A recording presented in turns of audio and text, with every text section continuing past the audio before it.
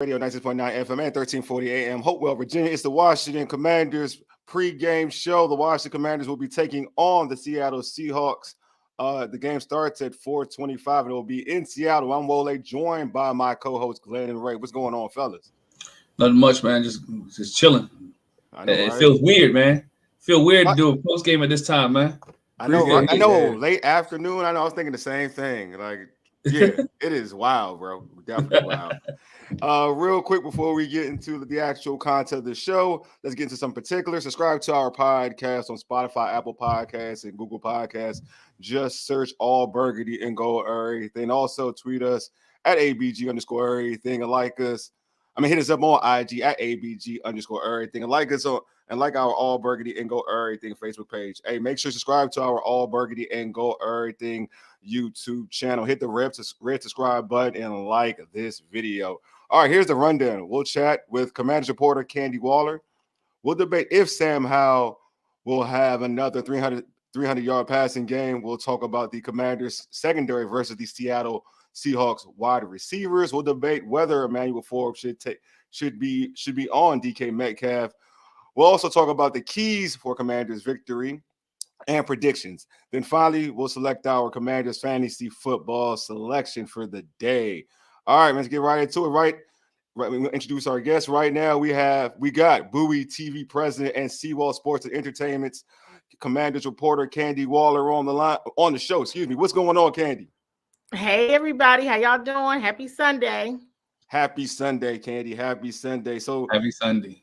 I just saw the active list, and it looks like Cole Turner is inactive. Does that surprise you? You know what? No, it doesn't. Offensive coordinator Eric Bieniemy, when asked about the overall tight end group's usage, it's like, okay, it's the usage of the overall group is going up, but Cole Turner's activity has gone down. And what is that really about? And offensive coordinator Eric Bieniemy said it in a nice way, basically that Cole isn't blocking, can't block all that. So, that is definitely a player I would like to see get more action. But I know we're mid-season, and I know what Eric Bieniemy is looking to see out of his tight end groups, and being able to effectively block consistently is something he is looking for, and that's something that Cole Turner has not done as of yet. So, unfortunately, I was not surprised. Yeah, it's crazy. It's crazy because he has such a good rapport with Sam Howell. You saw it in preseason, saw it even in a couple games in the regular season. But I guess I get it. You know what I mean? He has good rapport with Logan Thomas too. So it'd be good to see him on the field. Again, to me, a lot of people talk about this playoff word, but if you got a lot of young players that you kind of want to see on the field, and I think we're talking about grooming these young players, like we're doing on the defensive side of the football field. I think that, seeing a guy like Cole Turner in this type of season wouldn't hinder this. I think it's something that it'd be good to see and evaluate. We've actually talked about, could he switch to receiver? Would that help? But it's all the different options to try to just get him on the field. But that's if it ain't broke, don't fix it. Right? If you're winning football games, your quarterback stand upright, and that dude's on the bench, you keep that dude on the bench, right? I don't care how much people like him. I don't care how much people love him. If it's working, the thing is to keep Sam Howell upright. If Cole Turner cannot block, and like I said, that goes with Cole Turner, that goes with Nick Gates, that goes with insert whoever, right? If they can't keep Sam Howell upright, they shouldn't be playing the game. Eric Bieniemy and this offensive coaching staff got it correctly. You can't do it. You can't fit in the scheme. Hey, sit down on the bench. Yep. My man, Glenn Cutthroat, man. My man, Glenn Cutthroat. You can't do it. It's on the bench. Dang, Glenn. Tell us how you really feel. Hey, man, it's about winning football games, right? This coaching staff has to win football games. I'm not saying it's going to save them. I'm not going to mean it's going to keep them. But this organization, this team, Josh Harris, we talked about the $6 billion investment. It's about winning football games. And also, you got to remember this. Eric Bieniemy is still fighting for a head coaching job, right? So he wants to put his best foot forward. If that means sacrificing Cole Turner so he can get a head coaching job somewhere, that's what he's going to do. He's auditioning each and every week for a head football job. There's many parts to this. The reality is Sam Howell had to stop taking all those sacks, like for real. Whether it was him holding on to the football too long, or the offensive line not being able to hold up as long. I think the hard truth is we've seen a difference in offensive play since those changes have been made. Since Cole Turner not being out there, Nick Gates, Sadiq Charles, although he is injured, those three players not being active we've seen a difference in offensive play. I mean, it doesn't mean that, Sam hasn't taken any sacks, since the lineup has changed in that way, but he's certainly taken less sacks. And I think that those changes, whether or not it was between the right thing to do, everyone recognizes it. Eric Bieniemy said, okay, all right, these sacks have got to stop. We got some challenges here. We got to make a change. Yeah, I mean, it's unfortunate. I'm all about seeing young players, so I'm different now than everybody else. You know what I'm saying? Like, everybody wants to talk about this playoff word. I'm all about seeing these young dudes play. So that's what I wanted to say. Candy, is it not fair that we don't allow young players to develop and grow? My goodness, we want everybody to win right off Jump Street. When you're looking at guys around the league like Trevor Lawrence, he's the, I guess, best example. You need the time to develop, even though he's the number one pick. I mean, decorated college career, but Sam Howell is a really good quarterback, and I think that in order to maintain his confidence, you got to give him more time, man. He's still a rookie in my eyes. I mean, well, yeah, I think they're trying to give him more time, but still put him and the team in the best possible situation to succeed. So if there's a way to find that balance, and a Cole Turner's got to sit on the bench in order for that to happen, that's what's going to happen. I mean, I'm a Cole Turner fan, and I would love to see more of him out there. But if blocking is the issue, I knew that, right? But I was just, we're going to act like we don't see it. So that in Airbnb, he said it very nicely, and it was like, okay, he can't block. That's what this is about. I feel you, man. See, that's a perfect. That's how this is real Candy right here. See, Candy in the press box, she be like, I don't know, y'all. Let me just tell you this. Hey, you keeping it a buck now. Same thing with Sadiq Charles, in my opinion. Life isn't winning football games, so right. I mean, same thing with Sadiq Charles. He shouldn't come back and get his starting spot back. I was asked that question. Okay, what do you do when Sadiq gets better? I was like, say, I'm glad you're well. I'm glad you're better. But I'm glad you're well. Glad you're well. Collect your check. Is what it is. That's funny because, like, in terms of being nice, usually when I'm trying to be nice, I'm saying that person's like a nice person. That's how I when I'm being nice about somebody's play, I'm like, that person's nice. That's a nice person. Like, that's how I go. Like, I'm like, that's a nice person. I don't say like they suck, or I'm like, that's a nice person. Like, before anything. So yeah, I just feel like, I mean, I like Cole Turner, so I think he's a good player. So it's not like I think he's a nice person. I do think he's a good player. I think he does a lot in terms of today's tight ends as a pass catching tight end. But I do agree, though. Like, it got to a point where you can't afford to have a dude who can block on certain plays, especially when Sam was getting hit. Like, he was getting mollywopped out there, man. We got to keep that dude upright. So I understand he was on record pace.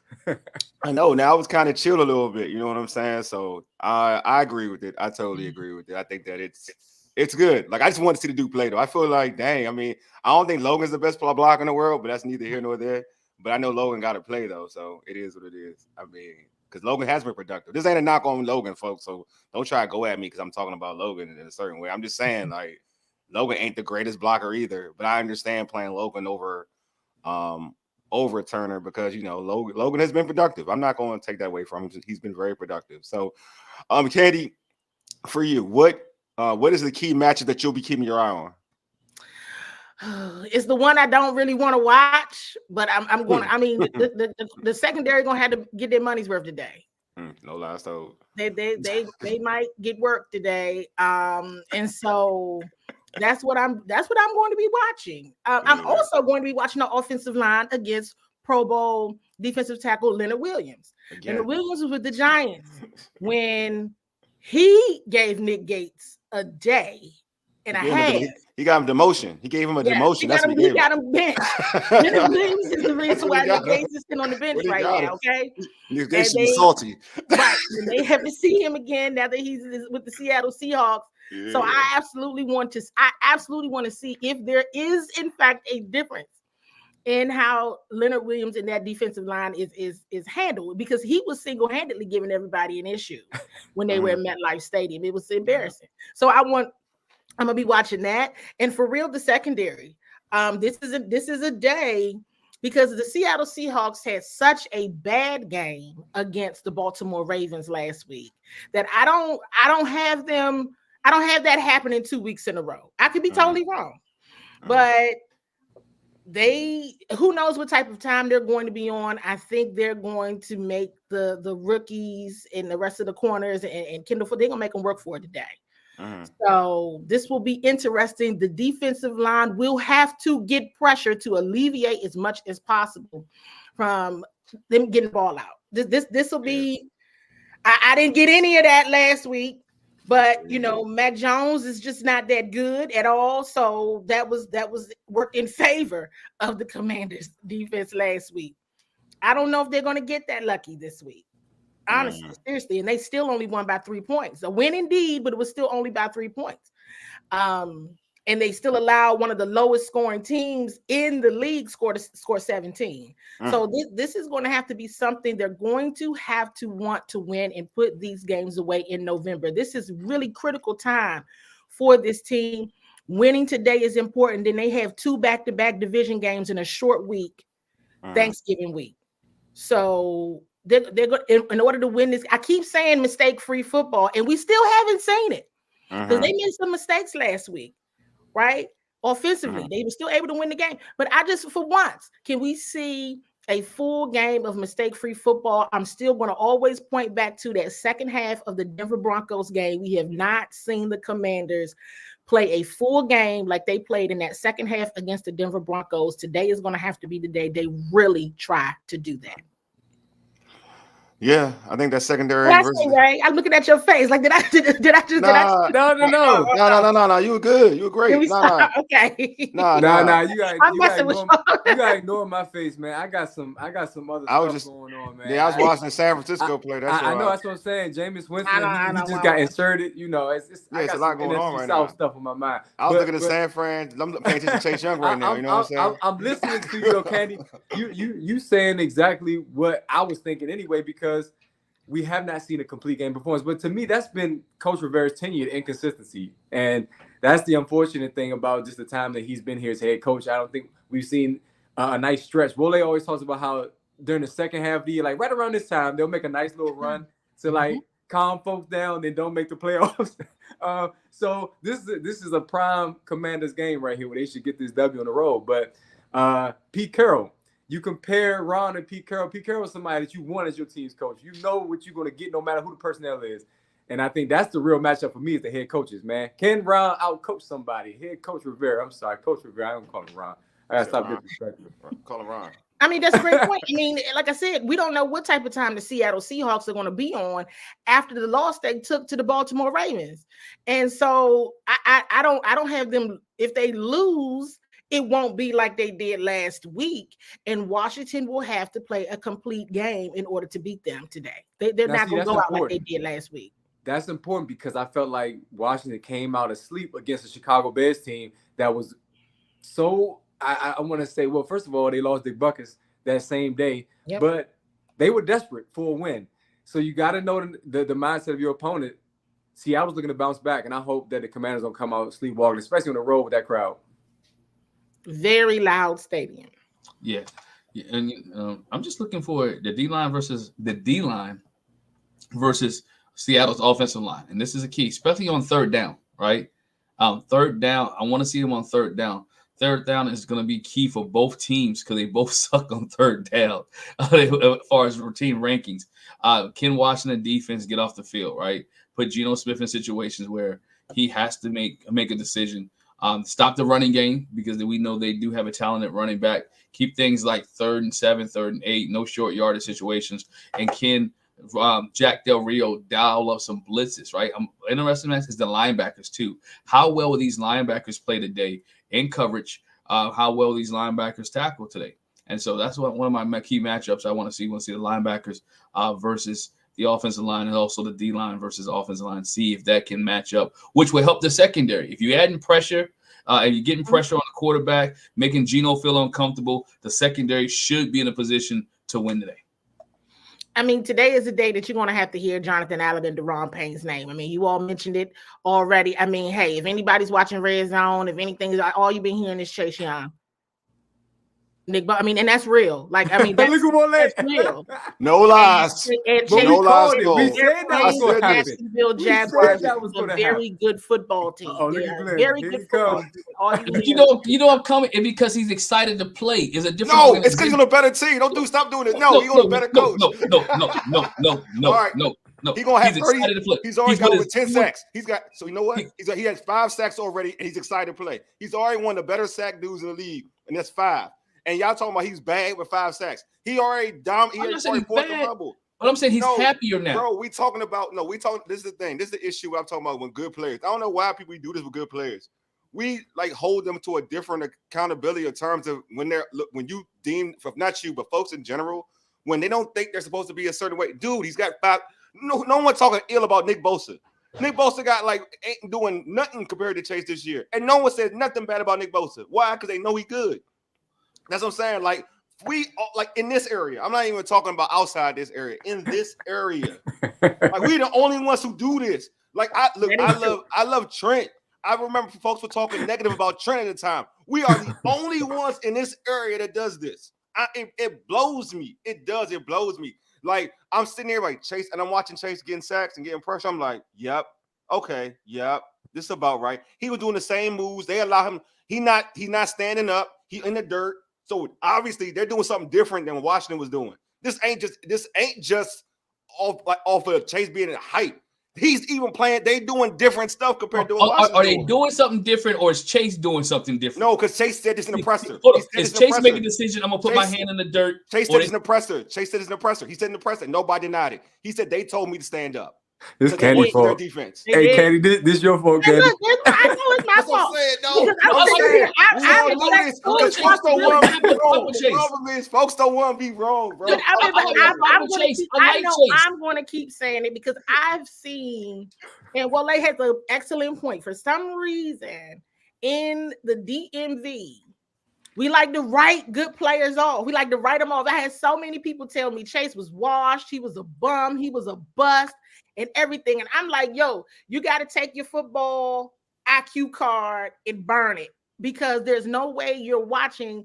Like and these are most of these players. These are most of these players on this team. I said, you put a Terry McLaurin, a Jahan Dodge, you put them on one of these better teams, and I'm going to tell you what's going to happen. Agreed. They're going to use them and allow them to be operating in their strengths. That's what they're going to do. And I'm literally everything they show with Chase. I'm sitting here. It's like I want to cry a little bit because here's the thing. That's the same dude. Like that's the same guy.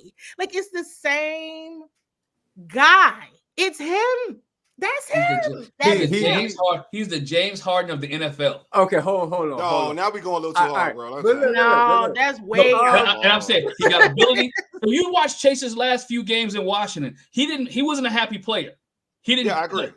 So now he's in. What I'm saying is he's in a place where he's happy. He's in a place where he's comfortable. He's in a place. Let's not forget, Chase is still playing for a contract. There's no guarantee that he will be with San Francisco next year. He just saw. Nobody's going to be happy when you're losing. Like Chase didn't look any different than most of the Commanders players. They're in a bad situation until they're with they. It was not just Chase.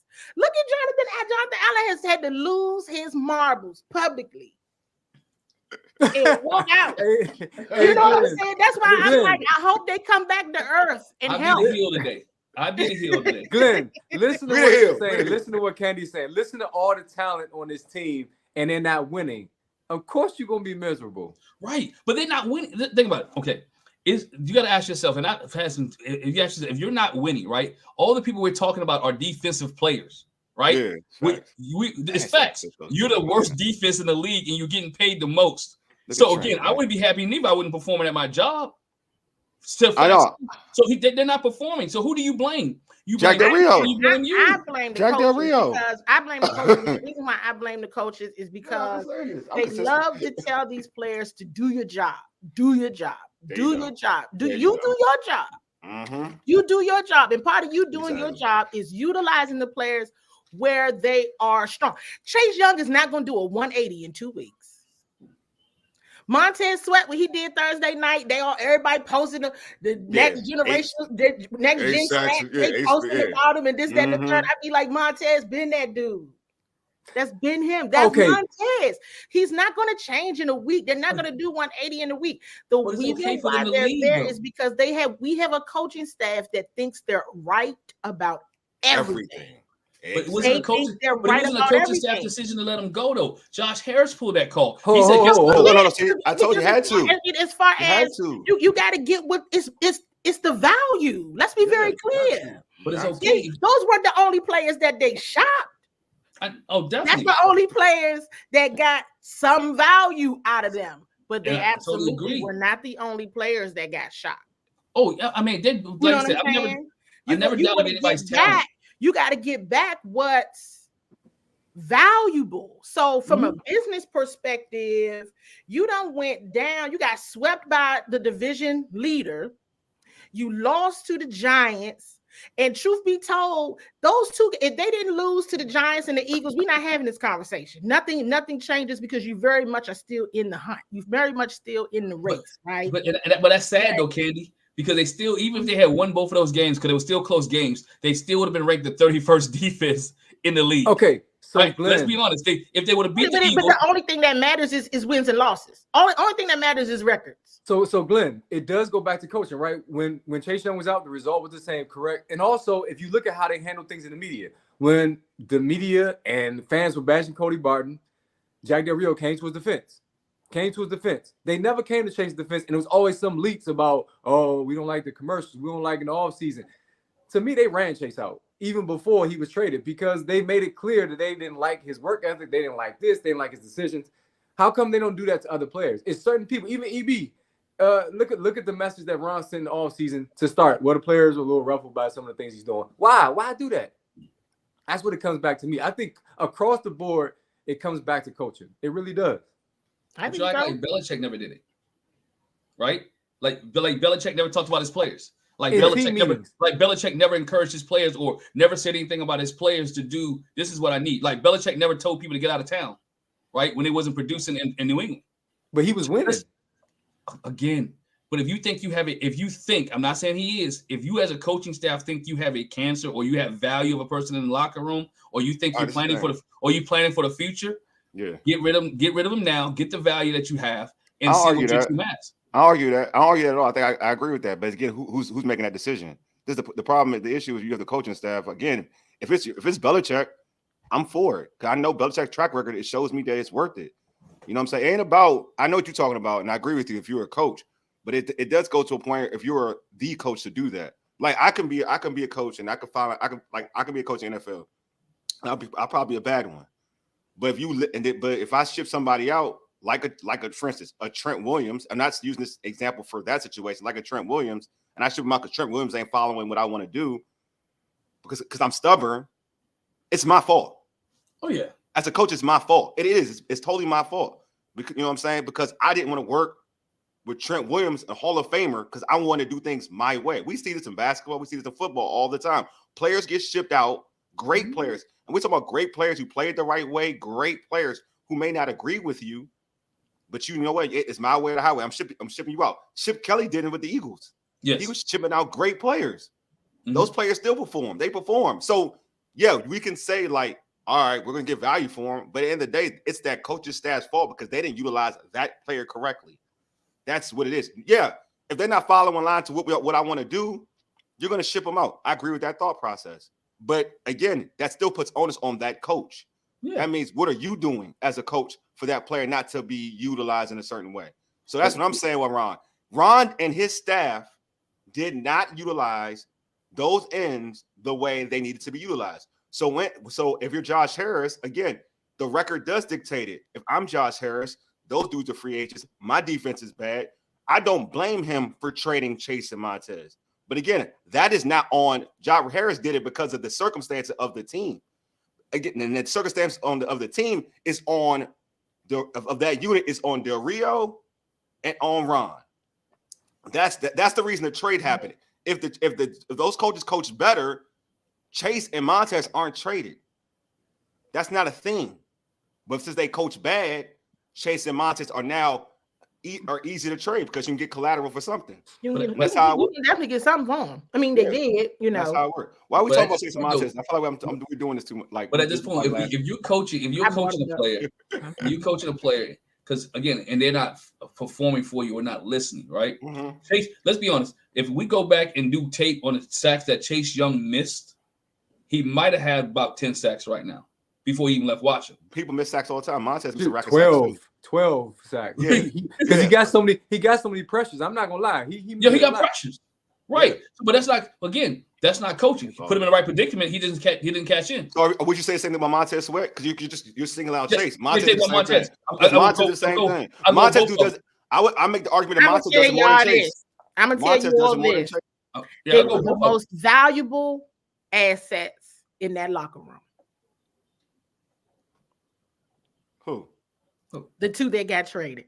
I feel like I'm saying. I'm saying that based on the deals and what could have gotten done that didn't get done because value. Yeah. Okay. Those were the ones that people wanted, teams wanted. Yeah, definitely. The ones that team wanted. If let's hypothetical, if this works out, I know Wally don't like the P word, right? He doesn't like the P word, but if playoffs. Oh God, I know what the word is. I know exactly. So if this team makes it to let's say playoffs, get a 7 seed, lucky to get a 6 seed without Montez Sweat and Chase Young. Without Montez Sweat and Chase Young, what are the fans and people saying? Well, I can tell you this. This was a wake-up call to Jack Del Rio. They took your two most valuable assets. You on the clock. This whole coaching staff is on the clock.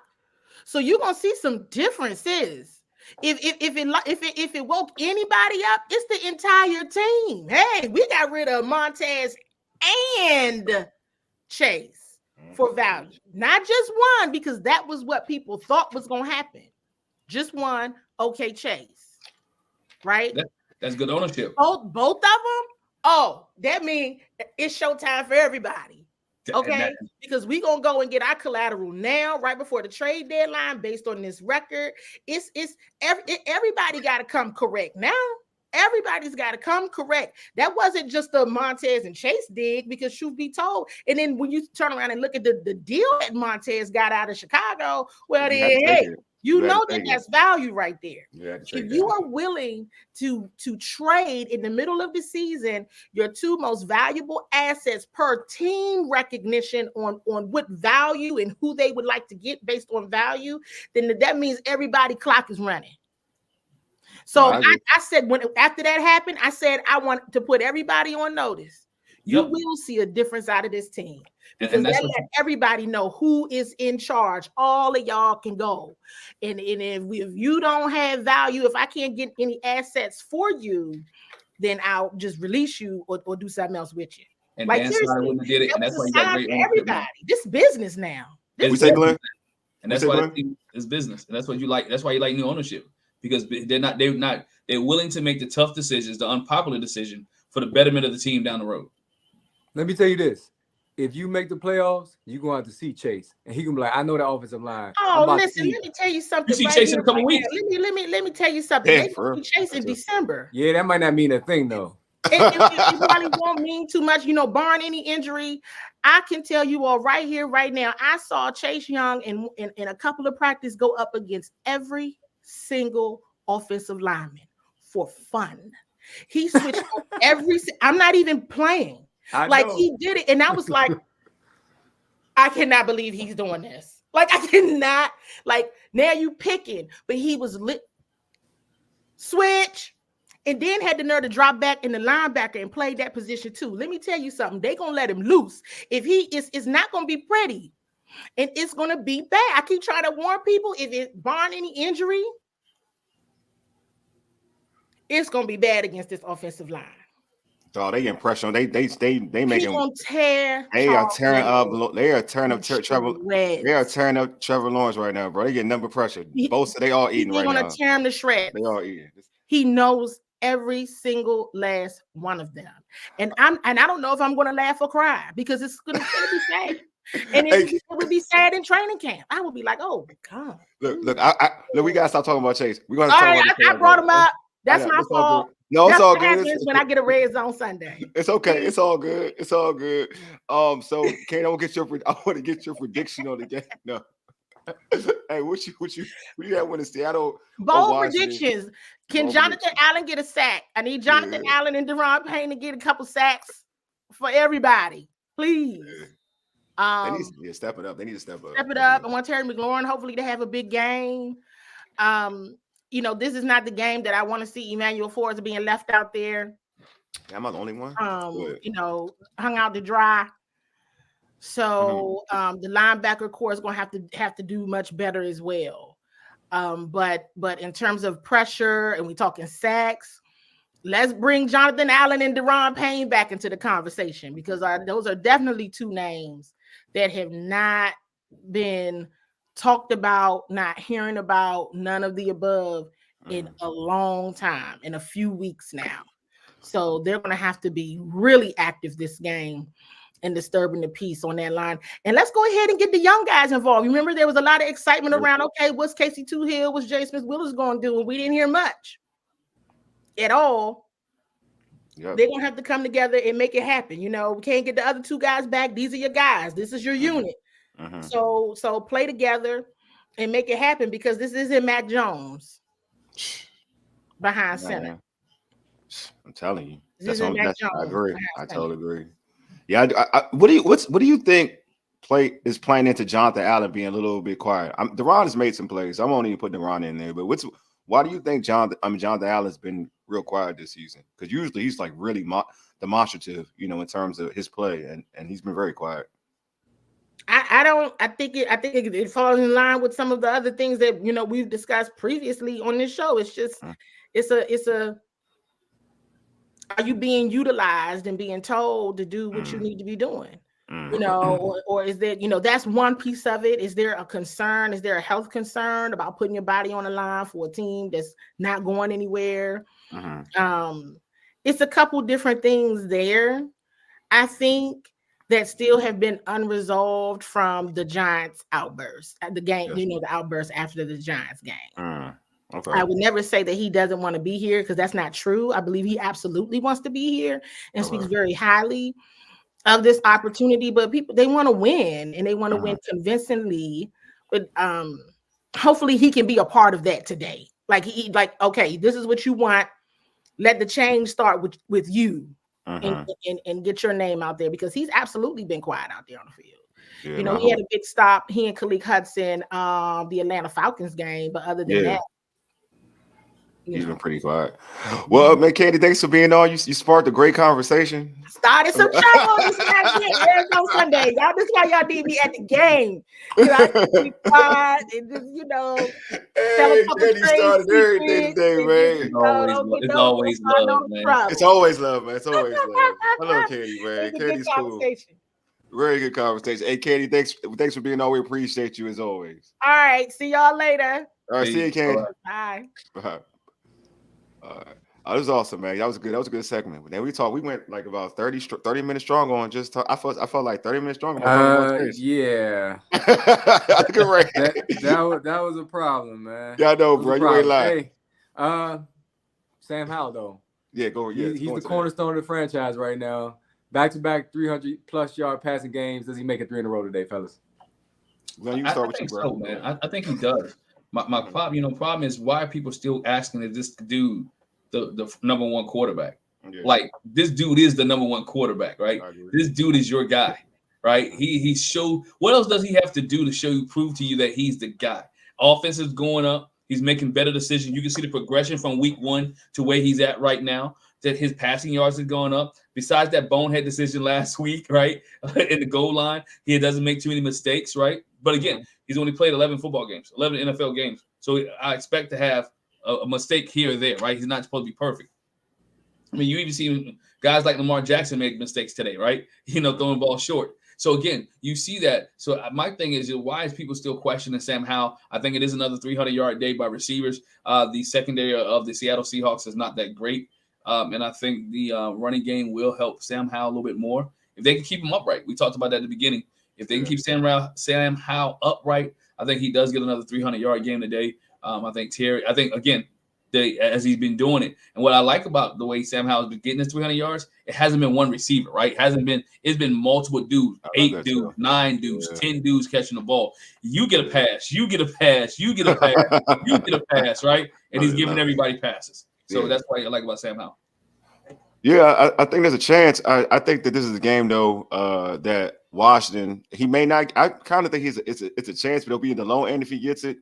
But it's not. I don't think it'll be a bad game even if he doesn't get it. And I think that it's just a game that I feel like it's more predicated on them running the football. I think it's more conducive to them running the football.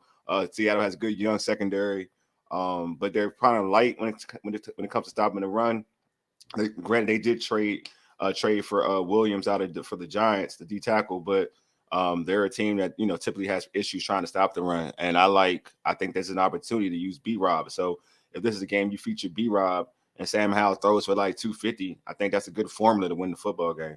I don't think there's a problem. I think Sam is capable of throwing for 300 yards against this Seattle Seahawks secondary? Yes, I think he's capable, but I just think that, in terms of what this matchup allows, I think this is an opportunity to utilize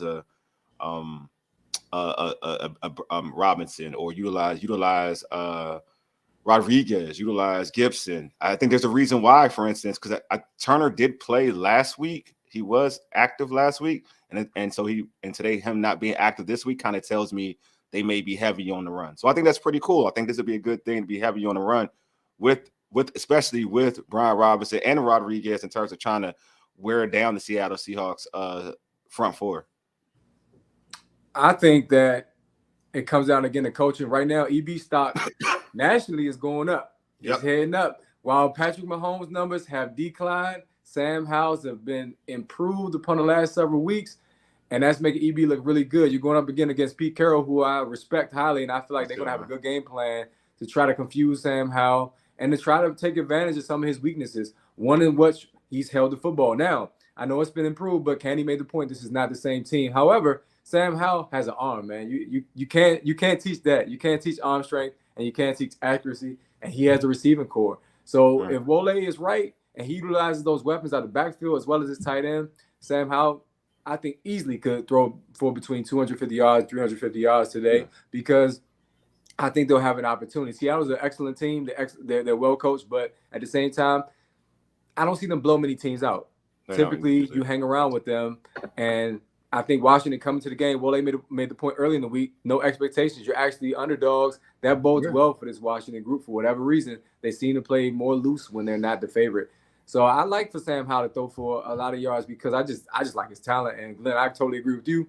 There needs to be no more questions. You have a quarterback, and you need consistency at that position, especially in this town, because we haven't had consistent quarterback play over the course of years. Yeah, I totally agree. So we mentioned, I think Candy mentioned the Seahawks wide receivers. They got DK Metcalf, Tyler Lockett, and Jackson Smith, Jigba going against this Washington Commanders. This Washington Commanders secondary. I'm gonna start with you, Glenn. How do you think they will hold up? Washington will hold up against this wide receiver, the Seattle Seahawks. If they get pressure, they can do well. If they don't get pressure and let Geno Smith set back there, it's gonna be a long day. And I'm not talking about DK Metcalf. The guy that I'm worried about is your Tyler Lockett, right? Tyler Lockett does everything for this Seattle offense. He cannot have a good day. He cannot get off, right? And so I'm being interested to see how Jack Del Rio matched this up, how the safeties are helping over top, to see who's on, where does he put Kendall Fuller, right? Is Kendall Fuller on Lockett? Is Kendall Fuller on DK Metcalf? Where does Emmanuel Forbes go? I want to be able to see what matchups he's playing today. And what the Washington Commanders are playing, 2 high, 1 high, cover 3, and which way they want to go. Because I don't think they can man up with these two guys. I think you have to be able to scheme it and play a little bit more zone than you do man in order to combat the Seattle Seahawks offense, wide receivers. Yeah, I think it's gonna be tough. Just if you watch the game against the Patriots and you saw that Mac Jones had guys open, you know what I'm saying, and they didn't get any pressure on Mac Jones. And I know a lot of people said that Mac Jones got the ball out quick, but if you watch the game, at times he didn't get the ball out quick. Sometimes he was holding the football and looking for a play to develop, and that team still and the Commanders front four still didn't get any pressure. So to me, to your point, Glenn, it's like it's like, you know, have they improved on what they did last week? Because last week, granted, yeah, they only gave up 17 points, but there were plays out there to be had. So have they fixed that up, knowing that you're playing against a better passer of the football and a better wide receiver unit? You're playing, you know, two guys who got over 1,000 yards receiving in their NFL careers in the season, and then you got a rookie who a lot of people think is one of the better rookie wide receivers in football. So yeah, I just think that this is a situation, and they had some good tight ends too, and Noah Fant, who's an athletic tight end. And Parkinson, I think that's his name. Parkinson's, I think, is his name in terms of like the other tight end they have. So they have weapons all around the board in terms of their offense. So it's very important to put pressure on Geno Smith. If anybody who's watched Geno Smith over the years, and we said this on our podcast show during the week, anybody who knows Geno Smith, you got to get pressure on Geno. You got to blitz Geno. You can't let Geno sit back there and think, you know, him getting comfortable and let him air it out, especially this secondary that has shown to give up big explosive plays and have guys running open. So if you don't bring pressure, you know, you're gonna set yourself up. You know what I mean? This secondary, there is no, and this is not a knock on anything, there is no Champ Bailey in the secondary. There is no Deion Sanders in the secondary. There is no Darrell Green in the secondary. Charles Woodson, any of these all-time great cornerbacks out there on this team right now at this moment. So you got to bring pressure. You got to make it easy for these DBs to say, you know what, we can make a play on this ball, knowing that the ball's getting out there a little bit quicker, and these plays ain't developing for so long. So I just feel like it's essential for them to bring pressure. Now, I don't think it's a given. I think this is, if you had to tell me in Vegas odds, can Washington put pressure on Geno, it would be low. It'd be definitely, it'd be under 50%, because I don't have confidence that they can get pressure on Geno Smith. They haven't shown us to do that. And especially watching that Patriots game, I'm gonna look at it like, what have they didn't show me anything in that Patriots game to say they can put pressure on the quarterback. So I need them to step up and improve. Speaking of DB play, put a poll out there on X. Should Emmanuel Forbes get that work against DK Metcalf? 82.4% said no. Right now, fans do not have confidence. They do not want it. In Emmanuel Forbes. Again, he's a young player. Wole talked about young players getting a chance to grow and develop. I'm right there with them. But as a, I guess, observer of this team, and of course we cover this team, you see an opportunity to make the playoffs, even if you don't win a division. Coach Ron wants to win as many games as he can, so he's going to do what's best for the team. And right now, I don't think that's putting Emmanuel Forbes on a top receiver for another team right now. But we'll see today. But the fans have spoken, my people. Yeah, I mean, but again, for his confidence, this is a kid who had confidence issues. You put him in the best situation to make him successful, right? Yeah. You put him in the best situation to make him successful. I think, because I've seen that this coaching staff, they're going to put him on DK Metcalf. Yeah, they are. They definitely are, though. They definitely are. They definitely are. And the thing is to see how Emmanuel Forbes stand up to it. And what is his leash, right? What leash do you give him on DK Metcalf?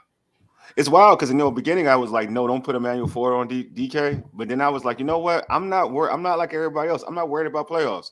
So I'm all about like giving this kid the opportunity to learn. Sometimes you got to be put in the fire. It's to a point now where I want guys on this squad to learn and become better players. So I'm like, put him out there, and let him taste it. You know what I'm saying? And I'm like, all right, what's wrong with just having him on DK? If he gets beat, he gets beat. Learn from it. You know what I'm saying? Like, bro, it's a season of learning for him. Like, this can make him a better player in the long run, knowing that, you know what? All right, now I know how to check a dude like DK and AJ Brown. And truth be told, it's something to learn from. Now I checked the bigger wide receiver in AJ Brown. I think I kind of got it. So let me now try to put that into work and I get an opportunity to play another big wide receiver. This guy's actually faster than AJ Brown, but still I get to put it into work in terms of, all right, this is how I need to guard a bigger wide receiver. So at first I was like, nah, but now I'm kind of leaning to and saying, yeah, because I'm like, it's a learning experience. The same way we talk about why people get mad, why, EB has Sam Howell throwing the ball like 100 times a game, is because you're teaching Sam Howell. It's like, it's a learning experience for Sam Howell. He's getting to see multiple defensive looks. You know what I'm saying? He's putting himself in so many different environments, settings, and whatnot as a passer. So, and it's kind of, you see it kind of helping Sam Howell to a point where he's at now. Like now, okay, I gotta get the ball out quick. I gotta do this. I gotta do that. So he's learned from those mistakes. Same thing here with Emmanuel Forbes. It's an opportunity to learn from what he did wrong, or some of his errors in prior games. And why not go against some of the best, right? We talk about it in all the sports. You don't get better until you start going against the best. As D-Ho.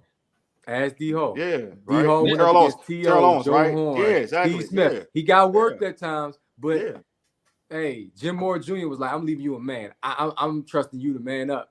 And he started out as a rookie. I mean, coming out of Virginia Tech, he had high expectations. I think Emmanuel Forbes didn't have the same expectations, but he's got the talent. So I'm okay with that. But go ahead, Glenn, my bad, bro. No, you're good. I'm just saying I agree with Woolley. I mean, give him the work. Get him to work. It's kind of like you got to see what you have, right? Yeah, right. Yeah. You pick this dude high. I like the matchup because I like the matchup. And give him opportunity. We talked about earlier, early in the season, Emmanuel Forbes' issue has been that he's been trying to go for footballs and not try to tackle guys. Yeah. If you go back to the AJ Brown, he tried to go for balls and he got bit on double moves. Have you learned not to get bit on a double move? Have you learned how to read the hips? Have you learned how to? And that's how you get evaluated. And let's be honest, he didn't get that. I know everybody. I'm glad he came back, but it was against the New England Patriots receivers. Yeah, exactly. So you won't. Yeah, I agree. All right. Well, today's the test then, right? Today's the real test. Today's the real test. Today's the real test. But he needed the Patriots. So my thing is that he needed the Patriots. Because he needed the Patriots. So that's why I'm like, the Patriots kind of puts you in a situation where you're now going to be confident to go against. You should be more confident to go against a DK Metcalf. Because you got something good to kind of work with. Because Ray likes to talk about it. He likes to use the term momentum. You have some momentum. You have some personal momentum going into a matchup with DK Metcalf. So I feel like, At first I was like, nah. But then I was like, you know what? What are we talking about? We ain't talking about no playoffs for real. So I'm like, let him get some work. Why not? Just don't win.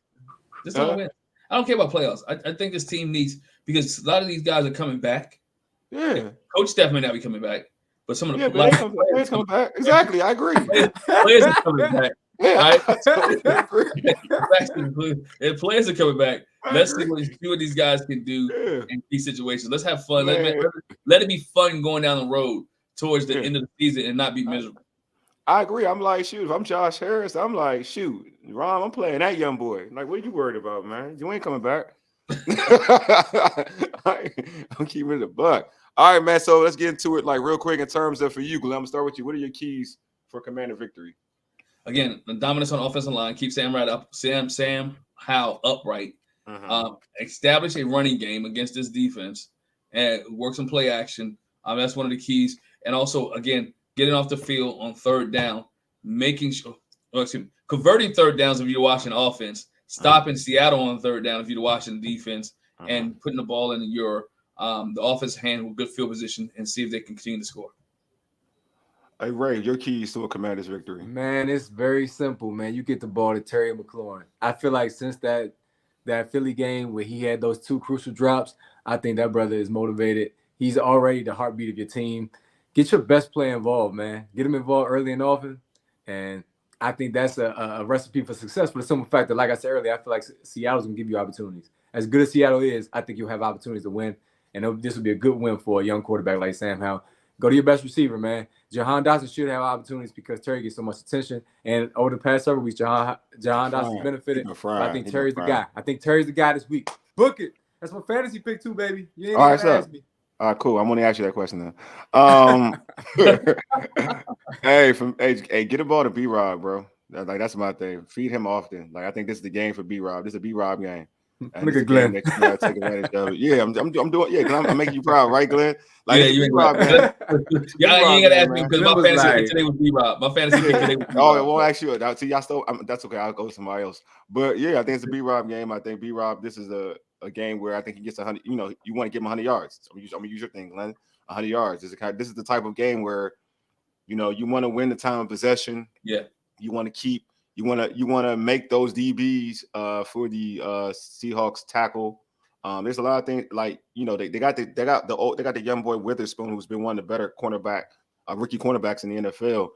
But yeah, you just gotta, to me, make him tackle. I think he plays a nickel a lot, but make him tackle. Like run out of you know, spread sets, run out of tight sets. Use your fullback more. Like do what you were doing in situations last week against the Patriots, even though you threw the ball a lot, but in this game, run the ball out of that even more. You know what I'm saying? So I want to see them, you know, utilize the run game.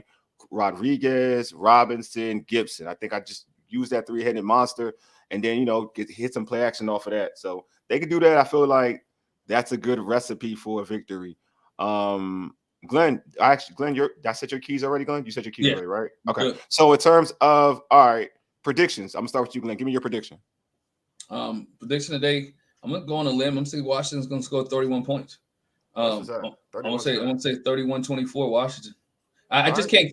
This team doesn't blow anybody out, so it has to always be close. Right? It would never be a blowout. This game would not. Yeah, they never blow a team out. So I'm gonna say 31-24 Washington. It's a blowout. The Seattle blows them out. Hey, if it's a blowout, it's a blowout. It's gonna blow out for Seattle. Ray, your prediction, bro. I picked the Seahawks, not gonna lie, this week. I picked Washington last week. I was the only one in multiple pools that picked Washington, so I'm not a Washington hater. I'm just letting people know we're watching. No. But I got Seattle winning. I got Seattle winning a close one. I think it's a 27-24 game. I think Washington's offense is a gimme now to score multiple touchdowns. It's not like the olden days of Scott Turner. True. No lies told, right? I liked how you use that. No lies told. I chose Washington. I have Washington winning. I think I had 30. I don't know what the score I had with under the Doug thing, but I've Washington winning. I don't even want to say they had scored 30 because I feel like that's wrong anyway. Washington wins 27-24.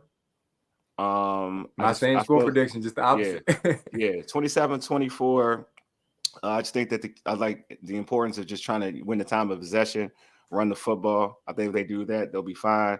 If they can force the formula, like Ray said, like Gino's been turning the ball over, so they can force a couple of turnovers, win the time of possession. They can be fine. You know what I mean?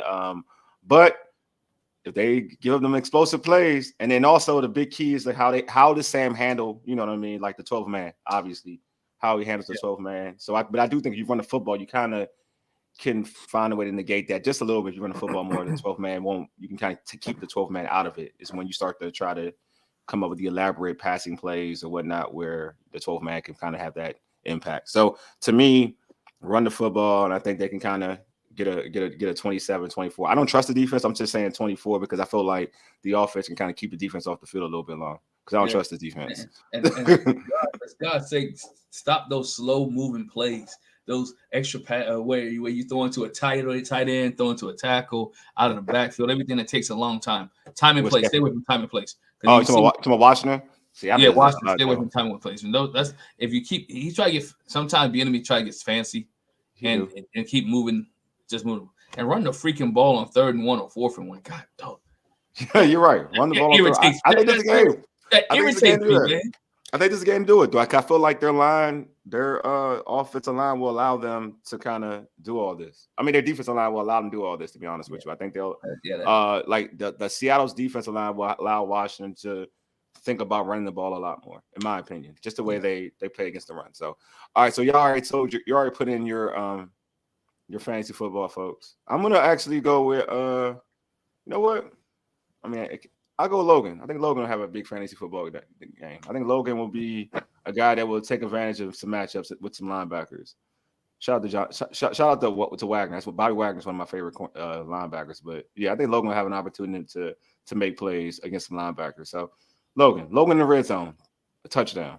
I say one touchdown, and then I'll feel good, and I can gloat about my fantasy football selection. I mean, he leads the team in touchdowns anyway. So I know, right? Logan. So I feel kind of okay about it. All right, man. So, hey, for folks who tune in, don't forget to tune into our post-game show directly after the game. We'll be on YouTube, Facebook, and X Live. Hey, subscribe to our podcast on Spotify, Apple Podcasts, and Google Podcasts. Just search All Burgundy and go everything. Also, tweet us at ABG_everything. Hit us up on IG at ABG_everything. And like our All Burgundy and Go Everything Facebook page. If you're watching this on YouTube, make sure you subscribe to our All Burgundy and Go Everything YouTube channel. Hit the red subscribe button, like this video. Anyway, this has been fun. This has been dope. I'm going to blame Candy for having us heated up this thing about Chase, man. We was out here getting it. Thank you, Candy. I appreciate you for that, man. You know what I'm saying? I like positive banter, man. It's pretty cool to me. Anyway, You've been listening to All Burgundy and Gold, everything powered by the Urban Sports Scene and Fox Sports Radio, 96.9 FM and 1340 AM. Hopewell, Virginia, for ages. You dig? Deuces. We are out.